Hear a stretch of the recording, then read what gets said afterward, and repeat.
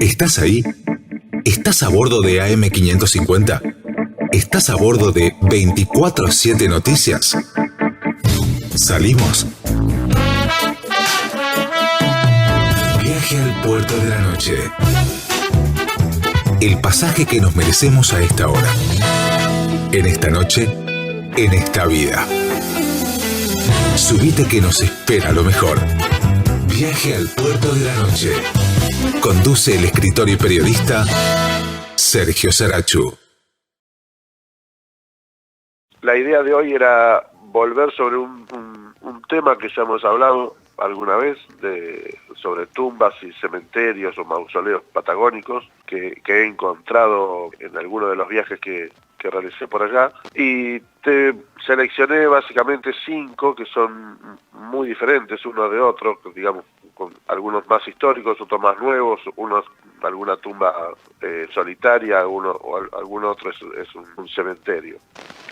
Esta primera tumba de la que yo te quiero hablar se encuentra en San Julián, que es un lugar que, bueno, tiene 1000 historias. A mí me encanta San Julián. Hoy en día se está discutiendo algo que para mí no debería estar en discusión, que es que San Julián es algo así como el origen de la Patagonia, ¿no? Porque ahí se produjeron muchos de los primeros y más significativos hechos de la historia patagónica.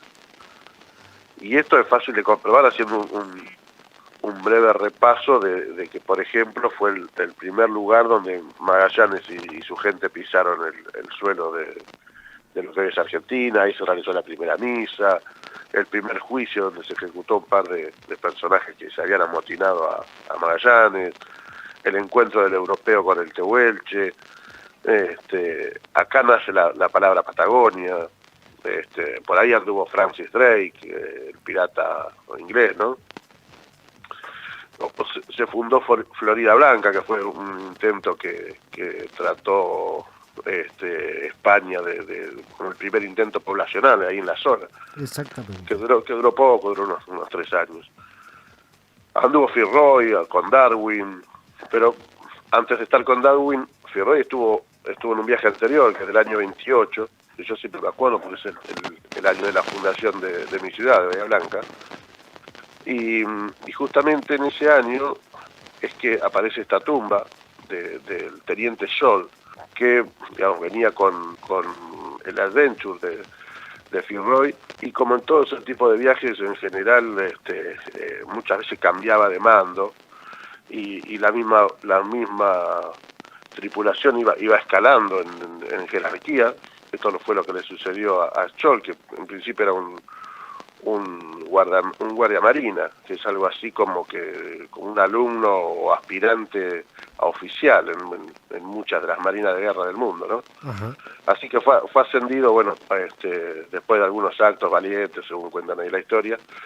Finalmente muere ahí en la zona de San Julián y es sepultado en tierra firme, digamos, en un sitio que se lo conoce como Punta Tumba o paraje Tumba Scholl. La tumba de Scholl básicamente consistía en un montón de piedras y una lápida tallada a mano, que hoy en día no está ahí, sino que está en el museo regional de San Julián. Posteriormente, digamos, hubo gente que ha colocado otras placas conmemorativas y se le agregó como unas rejas, ¿no? Como un rectángulo de rejas, que es donde está hoy la tumba. Hay varias placas de otros buques y de otros barcos que han pasado por la zona. Lo interesante de esto es que está en un lugar medio de la nada, pero sobre la costa, casi en un acantilado, totalmente solitaria, obviamente, y de un personaje muy menor en la historia patagónica, por supuesto, ¿no? Pero casi desconocido. Diego, bueno, en el segundo bloque de fotos tenemos lo que es el cementerio de Mazarredo en Santa Cruz, que también es un lugar desolado donde están esas tumbas.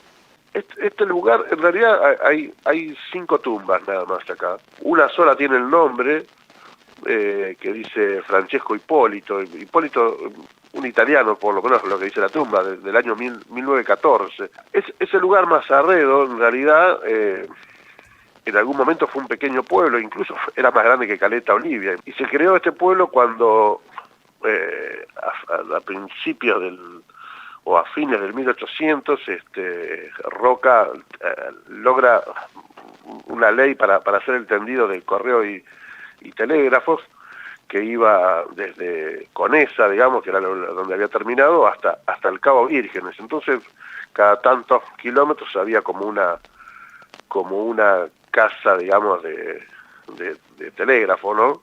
Uh-huh. Y alrededor de eso después se iba como armando un poblado de toda la gente de la zona, y empezaba a aparecer el boliche, y empezaba a aparecer un hotelito.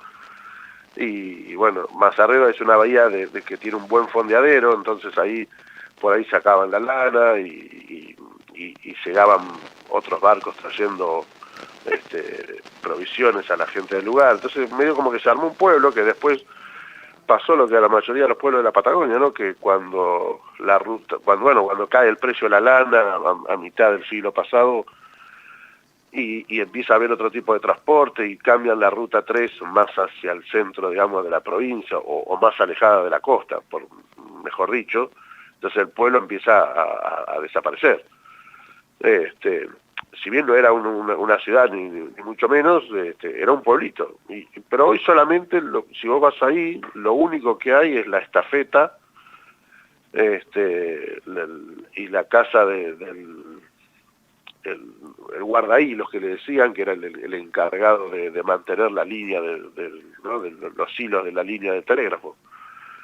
Del resto solo queda el cementerio. Le recuerdo a la audiencia que estamos en nuestro espacio Fotos con Historia, con Diego Promencio allí en Bahía Blanca, y en este recorrido de tumbas y cementerios, donde nos vamos a encontrar, Diego, con alguien oriental, una niña, una mujer oriental, Sakiro Oyamada. ¿Dónde encontraste estas tumbas?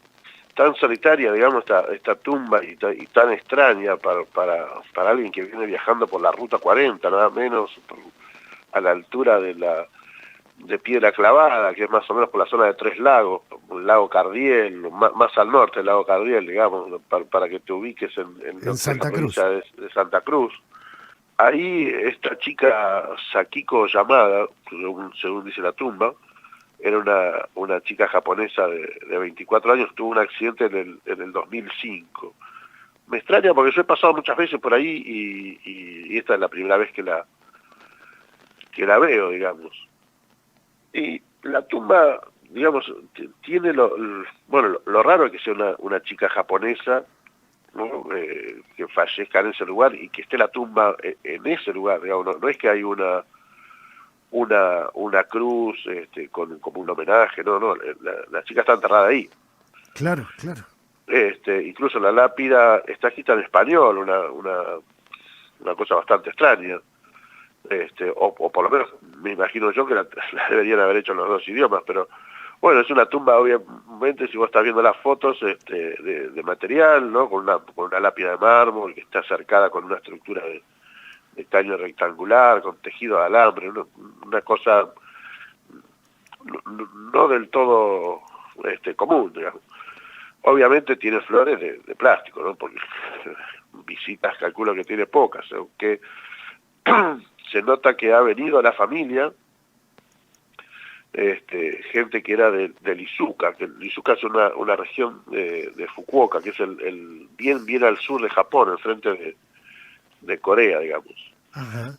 A mí este tipo de sorpresas que te da la Ruta 40 en este caso, me hace poner a googlear en estos tiempos, por lo menos que es más fácil, y a ver qué se puede averiguar, no sé si por simple curiosidad o por qué, pero como que me llama la atención una tumba solitaria, ¿no? En el medio, o por qué, pero como que me llama la atención una tumba solitaria, ¿no? En el medio de la estepa patagónica.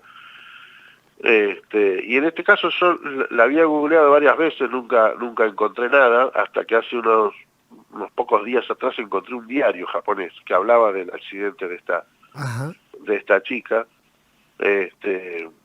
La nota, hablaba de que era una chica estudiante de literatura, que se había recibido y estaba empezando a recorrer el mundo como el viaje de recibida. Ajá. Y había ido hasta Calafate, y ahí dice algo así como que aprendió lo que era hacer dedo, una cosa que se ve que en Japón no debe funcionar mucho, y haciendo dedo lo llevó una gente que tuvo un accidente y lamentablemente fue la única, o por suerte fue la única que falleció, digamos. Diego, vamos a pasar ahora al cuarto bloque, que es donde nos vamos a detener en el cementerio de Puerto Deseado. ¿Por qué elegiste este cementerio para detenernos? Me llamó la atención y yo quería entrar ahí porque sabía que en este lugar hay muchas tumbas que las hicieron los picapedreros yugoslavos. Si bien está un poco venido a menos, como casi todos los cementerios y más en la Patagonia, se nota que lo han renovado un poco hace no mucho tiempo, sobre todo la entrada, los accesos, le han hecho como un estacionamiento de vehículos, se le realizaron ahí unos caminos interiores nuevos, bueno, distintas mejoras que no precisamente son para los muertos, porque las tumbas en realidad están como muy castigadas por el clima y Claro. muchas de ellas están caídas, vencidas, rotas, sucias, qué sé yo. Pero bueno, es interesante porque digamos, yo me puse a averiguar un poco de lo que era ese cementerio, que justamente tiene 100 años, o creo que es del año 1917.